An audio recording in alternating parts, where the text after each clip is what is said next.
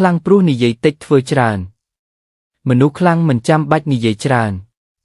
ភាពស្ងៀមស្ងាត់បង្ហាញពីភាពចាស់ទុំនិយាយតិចតែមានតម្លៃសកម្មភាពល្អជាងពាក្យសម្ដីកុំប្រកែកច្រើនឲ្យលទ្ធផលជាអ្នកនិយាយអ្នកឈ្នះពូកែស្ដាប់ជាងនិយាយពាក្យតិចបេះដូងធំការងារជោគជ័យជាសម្លេងខ្លាំងបំផុតនិយាយតិចគិតជ្រៅ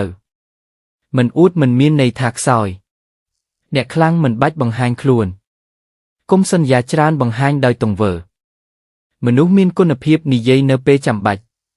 ភាពអត់ធ្មត់គឺជាកម្លាំងពិតស្ងៀមតែមិនមែនខ្សោយធ្វើឲ្យបានមុននិយាយកុំឲ្យមាត់ធ្វើការជំនួសដៃលទ្ធផលគឺជាភស្តុតាងល្អបំផុតមនុស្សពិតខ្លាំងដោយទង្វើមិនមែនដោយពាក្យសម្ដីភាពអត់ធន់គឺជាកម្លាំងពិតភាពអត់ធន់មិនមែនមានន័យថាអ្នកមិនធ្លាប់ឈឺចាប់ឬមិនធ្លាប់បរាជ័យនោះទេវាមានន័យថាទោះជួបឧបសគ្គប៉ុណ្ណាក៏ដោយអ្នកនៅតែមានចិត្តរឹងមាំក្រោកឈរឡើងវិញនិងបន្តដំណើរទៅមុខ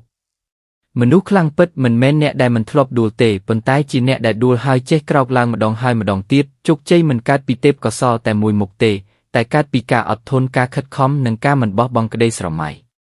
ភាពអត់ធន់គឺជាកម្លាំងពិតដែលនាំអ្នកឆ្ពោះទៅរកជោគជ័យជោគជ័យថ្ងៃនេះមកពីអ្នកមិនបោះបង់កាលពីម្សិលមិញជោគជ័យមិនមែនកើតឡើងភ្លាមឬដោយសំណាងនោះទេវាជាលទ្ធផលនៃការខិតខំប្រឹងប្រែងការអត់ធ្មត់និងការមិនបោះបង់ទោះបីជាជួបឧបសគ្គប៉ុណ្ណាក៏ដោយរាល់ជំហានតូចដែលអ្នកបានដើរកាលពីម្សិលមិញគឺជាគ្រឹះដ៏រឹងមាំសម្រាប់ភាពជោគជ័យដែលអ្នកកំពុងទទួលបាននៅថ្ងៃនេះជីវិតមនុស្សគ្រប់រូបតែងតែមានការលំបាកពេលខ្លះអ្នកអាចបរាជ័យអាចត្រូវគេមើលស្រាលឬជួបការខកចិត្តជាច្រើនប៉ុន្តែប្រសិនបើអ្នកនៅតែមានទំនុកចិត្តលើខ្លួនឯងហើយបន្តដើរទៅមុខដោយមិនបោះបង់ការលំបាកទាំងនោះនឹងក្លាយជាមេរៀនដ៏មានតម្លៃដែលជួយឲ្យអ្នកកាន់តែរឹងមាំនិងឆ្លាតវៃជាងមុនមនុស្សជោគជ័យភាគច្រើនមិនមែនជាមនុស្សដែលមិនធ្លាប់បរាជ័យទេផ្ទុយទៅវិញពួកគេធ្លាប់ដួលជាច្រើនដងប៉ុន្តែពួកគេមិនដែលជ្រើសរើសការបោះបង់ឡើយពួកគេរៀនពីកំហុសកែប្រែខ្លួនឯងហើយព្យាយាមម្ដងហើយម្ដងទៀតរហូតដល់សម្រេចគោលដៅចូលចងចាំថាក្តីស្រមៃនឹងមិនក្លាយជាការពិតទេប្រសិនបើអ្នកឈប់ព្យាយាមរាល់ការខិតខំដែលអ្នកធ្វើនៅថ្ងៃនេះនឹងក្លាយជាជោគជ័យដែលអ្នកអាចមានមោទនភាពនៅថ្ងៃស្អែកកុំប្រៀបធៀបខ្លួនឯងជាមួយអ្នកដទៃតែត្រូវប្រៀបធៀបខ្លួនឯងជាមួយម្សិលមិញហើយព្យាយាមធ្វើឲ្យថ្ងៃនេះប្រសើរជាងមុនដូច្នេះបើថ្ងៃនេះអ្នកកំពុងទទួលបានជោគជ័យសូមកុំភ្លេចថាវាកើតចេញពីការខិតខំការអត់ធ្មត់និងការមិនបោះបង់របស់អ្នកកាលពីម្សិលមិញហើយបើថ្ងៃនេះអ្នកមិនទាន់ជោគជ័យក៏កុំអស់សង្ឃឹមដែរព្រោះរាល់ការខិតខំដែលអ្នកកំពុងធ្វើនឹងផ្ដល់ផលនៅថ្ងៃណាមួយជោគជ័យថ្ងៃនេះមកពីអ្នកមិនបោះបង់កាលពីម្សិលមិញដូច្នេះចូលបន្តដើរទៅមុខព្រោះថ្ងៃស្អែកអាចជាថ្ងៃដែលក្តីស្រមៃរបស់អ្នកក្លាយជាការពិតដើរយឺតមិនអីទេតែកុំឈប់ដើរជីវិតមិនមែនជាការប្រកួតថាអ្នកណាទៅដល់គោលដៅមុនគេទេអ្វីដែលសំខាន់គឺអ្នកនៅតែបន្តដើរទៅមុខទោះមួយជំហានតូចក៏ដោយមនុស្សម្នាក់មានល្បឿនជីវិតខុសគ្នាអ្នកខ្លះជោគជ័យលឿនអ្នកខ្លះត្រូវចំណាយពេលយូរប៉ុន្តែការយឺតមិនមែនមានន័យថាបរាជ័យនោះទេ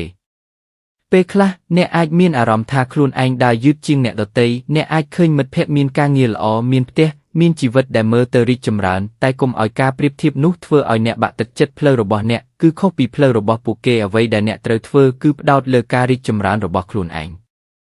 ការដើរយឺតមានន័យថាអ្នកកំពុងរៀនកំពុងប្រមូលបទពិសោធន៍និងកំពុងកសាងមូលដ្ឋានឲ្យរឹងមាំដើមឈើធំមិនលូតលាស់ក្នុងរយៈពេលតែមួយយប់ទេវាត្រូវការពេលវេលាភ្លៀងពន្លឺថ្ងៃនិងការអត់ធ្មត់ជីវិតមនុស្សក៏ដូចគ្នាភាពជោគជ័យដែលរឹងមាំតែងតែកើតចេញពីការខិតខំជាបន្តបន្ទាប់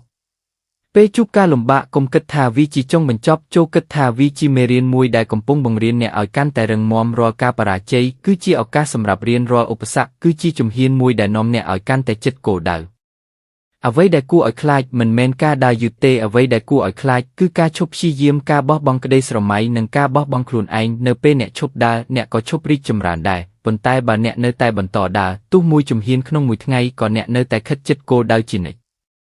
ចូលមានជំនឿលើខ្លួនឯងកុំបាក់ទឹកចិត្តព្រោះការរីកចម្រើនរបស់អ្នកយឺតជាងអ្នកដទៃមនុស្សដែលមិនបោះបង់ទោះដើរយឺតប៉ុណ្ណាក៏ដោយនៅថ្ងៃណាមួយពួកគេនឹងទៅដល់គោលដៅកម្លាំងពិតមិនមែនស្ថិតនៅលើល្បឿនទេប៉ុន្តែស្ថិតនៅលើការតស៊ូនិងការបន្តដំណើរដោយមិនឈប់